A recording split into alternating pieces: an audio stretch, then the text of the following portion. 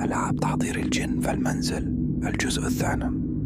ما تلعبش اللعبة دي لو كنت لوحدك، لأنها ما بتخلصش.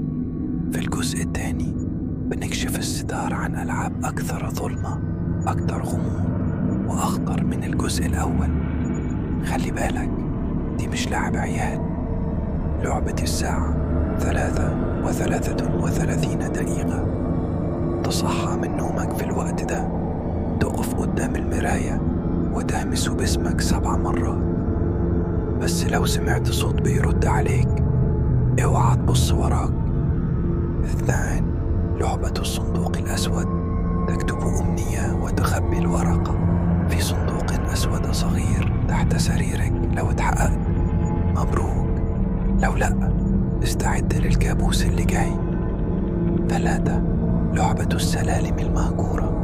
تمشي في سلالم البيت وانت مغمض وتعد بصوت عالي، بس لو وصلت لرقم 11 وسمعت صوت فوقك متفتحش عينيك أبدا. 4. لعبة القناع الملعون. تلبس قناع قديم قدام مراية وتستنى تغير ملامحك. لو شفت وجه تاني اوعى تقلعه قبل ما تقول أنا مش انت. 5. لعبة الصندوق المنسي. تدفن صندوق في الرمل وتحط جواه شيء غالي عليك. بعد 3 أيام لو اختفى، في حد تاني دخلك اللعبة بدون إذنك.